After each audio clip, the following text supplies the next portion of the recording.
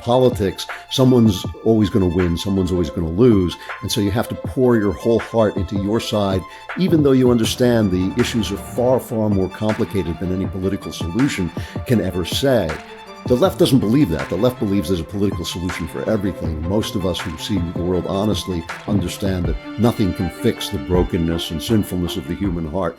Before we continue, please help the algorithm boost our reporting that asks the questions others won't by liking this video, clicking subscribe, and turning on all notifications. Thanks for supporting the Daily Signal. Now back to the video. Could you tell us a little bit about what your new book is about?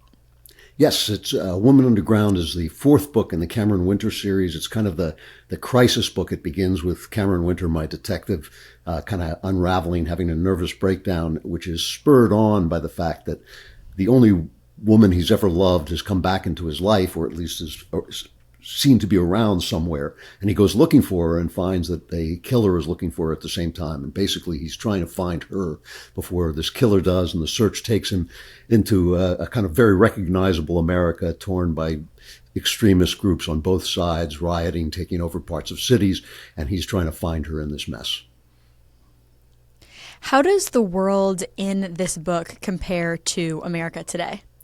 Well, you know, the problem that I was trying to solve is how to write a book about America today without writing a political book, because you can't really describe America without talking about politics, where everything is politics. It takes up all our consciousness. It divides families. It divides friends.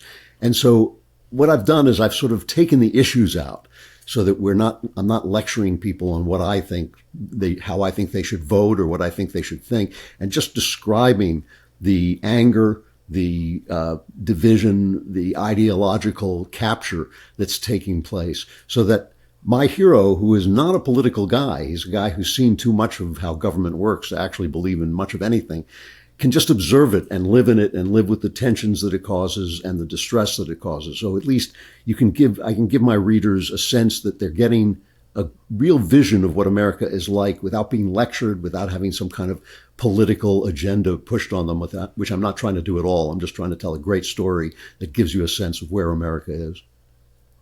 Do you see pushing political agendas as something that is too common in American entertainment today? Oh, yeah, it's everything, especially because so much of American entertainment is owned by the left. And they are always pushing their ideas. They can do it more subtly because they own so much of the entertainment terrain. They don't even have to lecture us. They can just make sure that, for instance, there's no such thing as a white couple. Every couple has to be mixed race.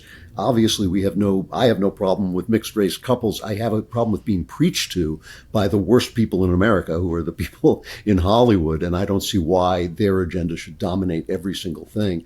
So the problem that the right has is in the rare times when we can overcome the blacklists that keep us out and the censorship that tells us we can't say what we want to say, that we tend to want to preach back at them. We want to say, explain what they're doing and then tell people why it's wrong. It's just bad storytelling. So all I do is just assume that there's a moral universe. There's such a thing as good or bad.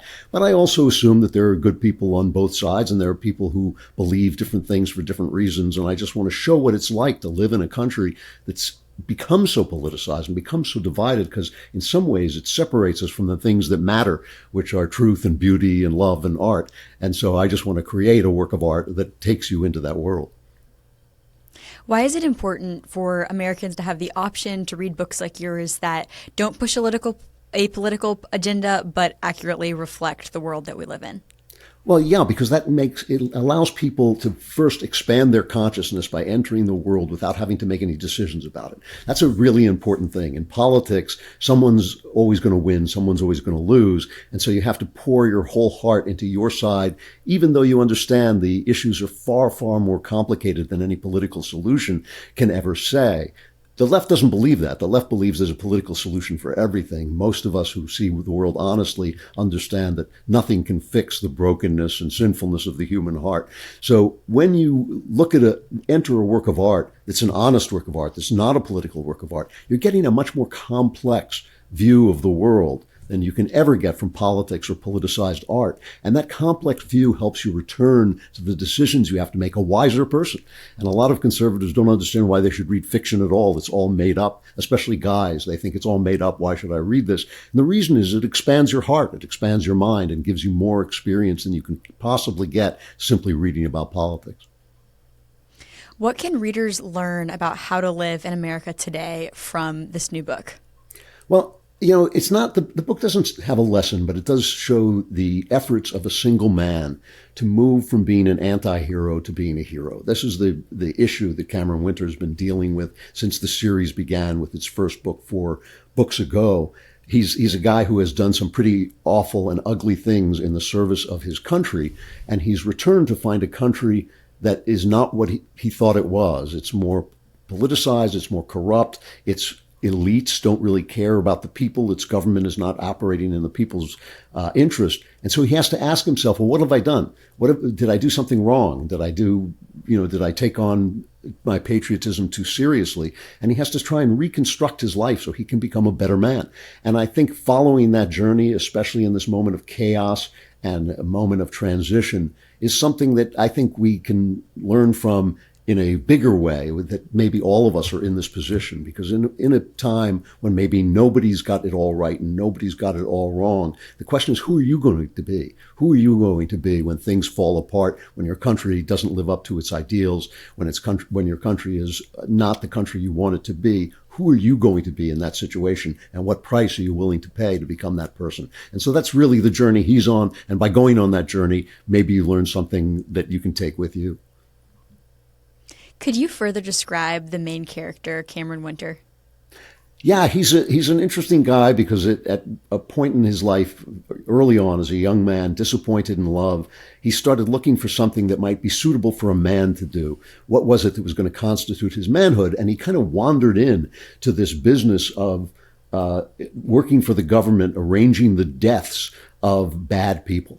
And he's not the kind of assassin who knows about every gun and all this stuff. He's just the kind of guy who knows how to manipulate people to get them to do what he wants them to do. And that's what he's been doing for the government. But deep down, he's a guy who loves the arts. He's a guy who loves poetry. And he's tried to escape this old life by taking a job at a university teaching English lit, basically. That's what he is. He's a professor of English literature. And one of the kind of running gags is when people ask him why it is he knows how to fight so well and how to do all these kind of spy things. And he keeps saying, well, I'm just an English professor. But the fact is, he's still the person he was when he joined the government. And so he still has this strain of toughness about him that is not typical of your average English professor. And so he keeps being sucked out of the world that he's trying to enter and sucked back into the world that he's trying to leave. And Winter has a history of investigating a Turkish sex trafficker in the book. What inspired you to focus on that? Well, I think this is an issue that permeates American life and Western life, and that it's not that nobody pays attention to it when it becomes a lurid news story. We know about Jeffrey Epstein. We know the guy at Abercrombie and Fitch just got arrested. We've seen the Catholic Church exposed in some of its sex abuses. But this is really widespread among the powerful in America. The conspiracy theory QAnon is complete nonsense, but the thing that it's based on is not nonsense. The idea that powerful people are using young people for their sexual pleasure in ways that should be illegal and are certainly immoral is just so widespread. I worked out in Hollywood for years. It's going on out there. It's obviously going on in New York, and it's obviously widespread throughout our political class, where Jeffrey Epstein would still be alive to talk about it. And I think that the fact that this abuse of young people for the pleasure of powerful people is so widespread and is getting so little coverage, and we're holding so few people to account. Yes, Jeffrey Epstein was arrested. Ghislaine Maxwell was arrested. But what about all the guys who are on his island? How come they haven't even been named or exposed? The fact that that's so widespread and so little covered and so little exposed really speaks to a kind of decadence in our society. So one of the things that Cameron Winter in this book discovers is that there is this widespread decadence and corruption that centers around sex in our society, and he has to figure out what he's going to do about it, if anything. What research did you do on that terrible industry to prepare to include that in the story? I read a lot more about this industry than I wanted to read, and I've spoken to people about it. I've spoken to people who've investigated it and, gotten their inside stories, which are quite shocking. It's really shocking how widespread this is. The sex tourism, the people who travel to other countries to abuse underage people, the fact that this stuff comes up in Hollywood. When I worked in Hollywood, every 3 years or so, this story would rise to the surface and it would start to be reported on the inside pages of Variety, which is the trade paper in Hollywood for show business. And then it would disappear. Every single time it would get to a certain level where you start to see it and people would start to sweat and then it would vanish. And so I've been talking to people, but there's a lot of people who won't talk to me and a lot of people who actually don't want to think about it at all. And so it's a hard thing to get to, but you can, if you research it enough, you can find out how it works. And that's what I've tried to do, just find out the mechanics of it. I'm no more capable of finding out who I should be accusing than anybody else. That's going to require investigative reporting and law enforcement. But I've tried to investigate the how of it as much as I possibly can. How is this book different from other works of fiction that you've written? Well, I've returned after a long time to the mystery story. I've always been a mystery and suspense writer, but this is the first time I've ever written a series character. I've written trilogies and, which are a 3-book story, but this is the first time I ever had an open-ended character that was going to go into, I hope, at least 10 stories. And the reason for that is I never found a character who was not only complex enough in himself, but linked into the culture as I perceive it as much as this character did. I almost stumbled on him just inventing a story. And so taking on the chore, the task of a series has been a first for me. And I think kind of my valedictory address to this genre that I love so much and have been writing in for so long. And it's really been interesting to work in the genre as closely as I'm working, and yet try and invent something new within that genre. And I think I've been really happy with it. The sales and the reactions have been virtually ecstatic. They've been really, really gratifying how much people love these books and how well they're doing. So I'm really happy I've done it, but I sort of stumbled into it step by step. And now I have a vision for the whole series that I'm trying to work out. And that's different than anything I've ever done. That's really interesting. Could you describe the process of creating a complex character like this one? Well, part of it is organic. You start out with certain things that you know about the guy, what he does for a living, where you get his backstory. I've written very long outlines of people's backstories, of characters' backstories.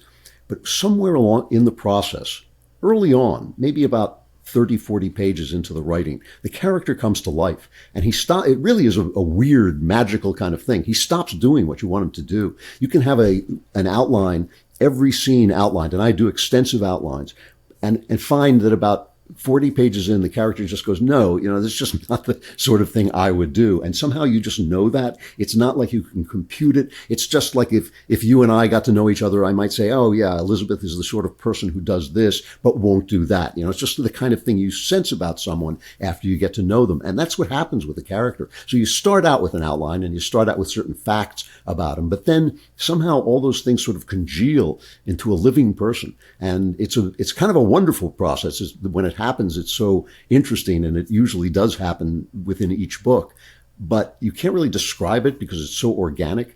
And once it gets going, people keep asking me, for instance, do I know how this series is going to end, where this character is going to end up? And what I say is, I don't know exactly where it's going to end up, but I know he's going to end up somewhere in keeping with his character, and he will tell me what to do even more than I will tell him what to do. That's really cool to hear about. Really It's interesting amazing, process. Yeah. What do you love most about writing mystery? That's a really good question. I grew up with this genre. I fell in love with it really young, and for some reason there were two parts of my falling in love with it. One was my love for Alfred Hitchcock films. I just loved the suspense of them and the tautness of them. They're kind of like a sonnet. You have to put everything in a certain place, and you don't have a lot of room to move, and so you have to be very well structured. But the other thing was, in looking for male role models when I was a boy. I started reading tough guy fiction, and the books of Raymond Chandler, his famous detective, tough guy detective Philip Marlowe, really spoke to me. The idea, he wrote an essay, Raymond Chandler wrote an essay from which we get the phrase mean streets. And he said, down these mean streets, a man must go who is not himself mean. And when I was 15 years old, I read that and I thought, yes, that is who I want to be in the world. I know the world can be corrupt. I will not be corrupted by it. I want to walk in the world and try and tell the truth and search for the truth.